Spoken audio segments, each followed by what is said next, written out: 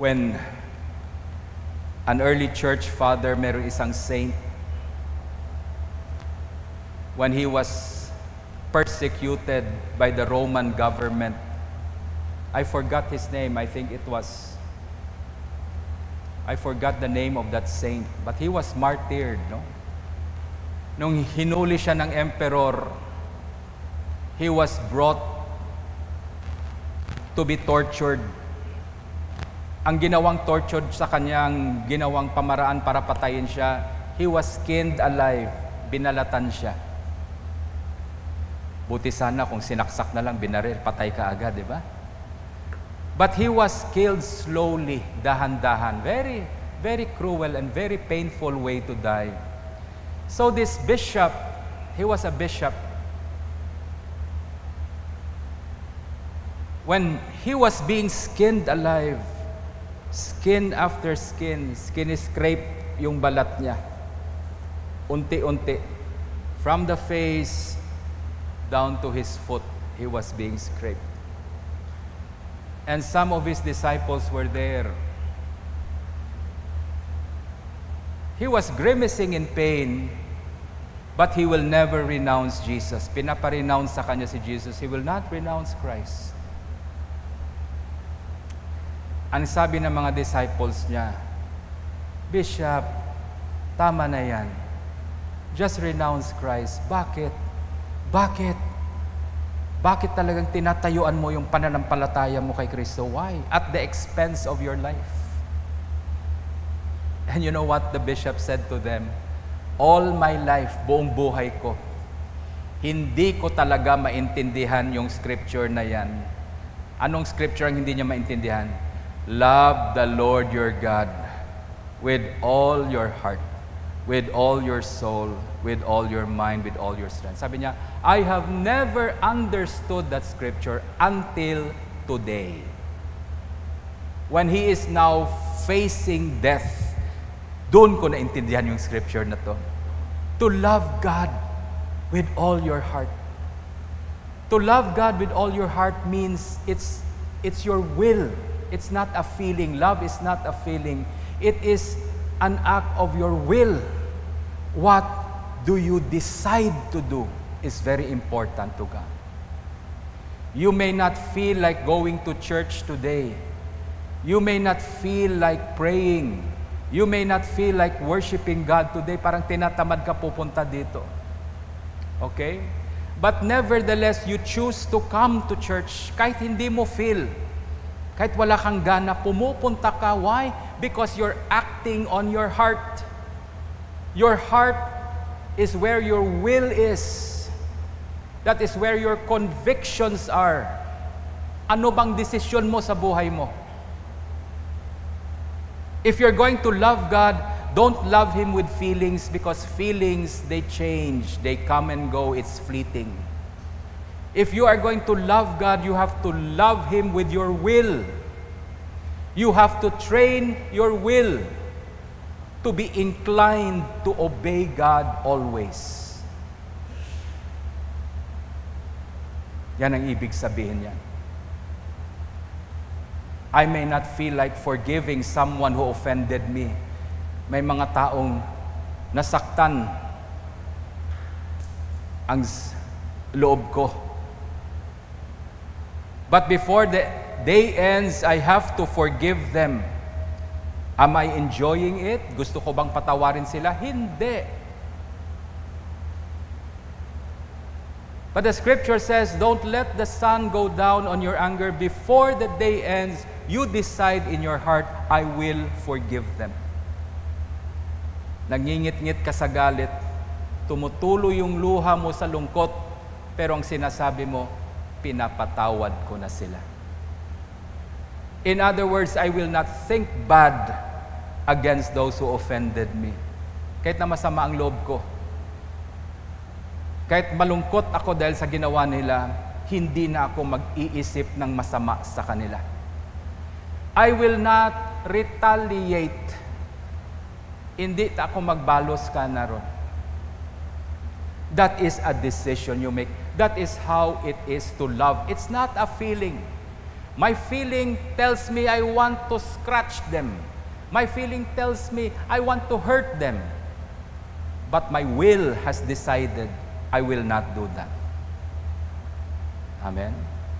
If we are going to love God, we are going to love Him not with our feelings. We have to love Him with our will. Decide to love God. Kaya pwedeng iutos sa'yo yan. Pag inutusan ka, mahalin mo ang Diyos, it can be done. God will not command us to do something we cannot do. Like for example, if I command you, like your enemy, can you do that? Like your enemy. I cannot like my enemies. I have people I love, but I don't like them. Amen? Hindi mo pwedeng magawa yan. But to love God, to love your enemies, to love is something God can command you because it is an act of your will.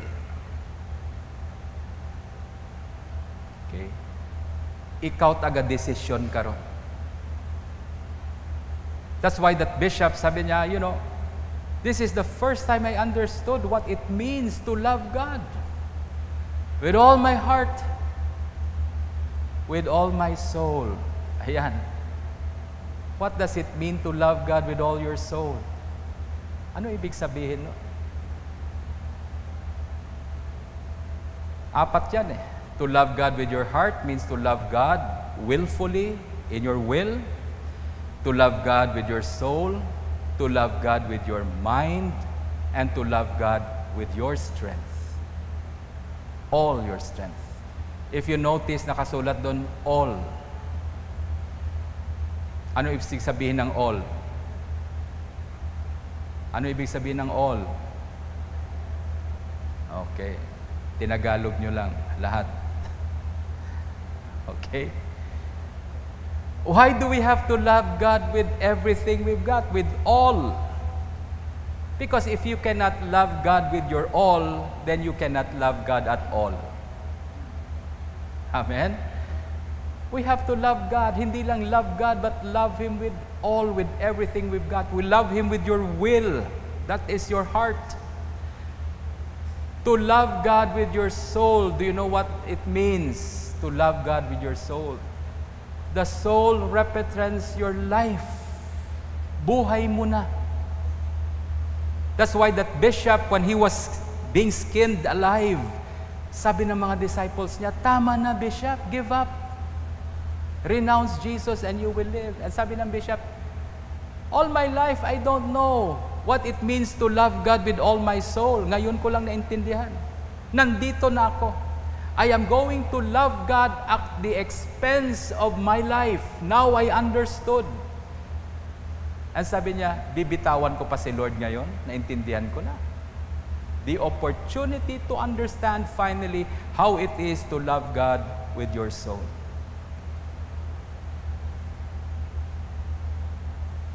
To love God with your mind means to love God with your intellect. To love God with all your strength, service.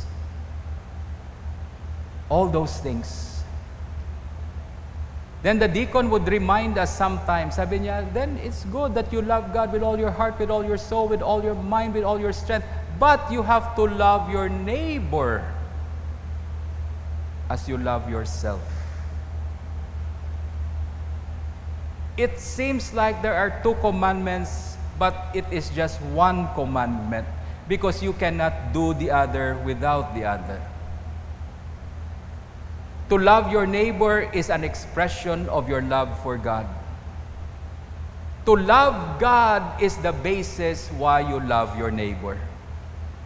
That's why magkasama yung dalawa na yan. It seems it's two commandments, but it's actually just one commandment. Love the Lord your God, then you love your neighbor as yourself. It is a challenge for us. It's very difficult to love your neighbor as well. To love the people around you. It's difficult. Mahirap. But that is what the Christian life is all about. Amen? My dear brothers and sisters, let us reflect on these commandments. These are not just sayings that we do in the church. This is a commandment of God. Bigyan natin ng pansin yan sa buhay natin. Let it come into your mind. Why? Because one day, when we are going to be standing before God, we will only be judged by one basis. We will be judged by God. Only. Isa lang yung babasehan ng Diyos sa judgment natin. We will all be judged by how we loved.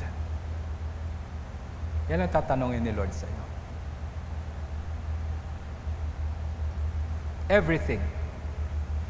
And even in our Christian life, our spiritual life, how we go forward, how we grow in our spiritual life, it is all judged by how we love.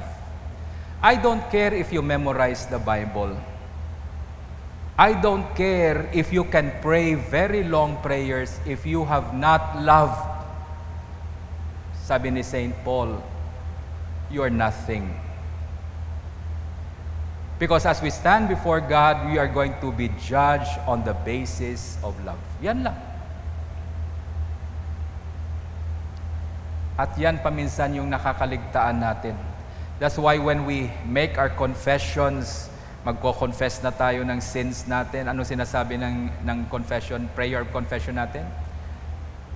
Most merciful God, we have sinned against you in thought, in words, and in deeds, by what we have done and by what we have left undone. Okay. Anong cause ng sin natin? Because we have not loved you. Yan ang sin talaga. We have sinned against God in our mind, in our words, in our actions, all because we have not loved God with our heart. And we have not loved our neighbor as ourselves. Kaya every time we make that confession, every time we stand before God, ano bang kasalanan mo? Ano bang nagawa mo during the week na yan? It boils to one thing: you do not love God with all your heart. And you have not loved your neighbor as yourself. Amen? So we ask God's forgiveness. To love God and to love our neighbor brings us into the path that would lead us always to God. Let us repent now from everything that deters us and stops us from loving God and our neighbor. Tigilan na natin yan. Anong mga bagay sa buhay natin na pumipigil sa atin na hindi natin mahalin ng Diyos, na hindi natin mahalin ng kapwa natin? Repent from that. Turn away from that already.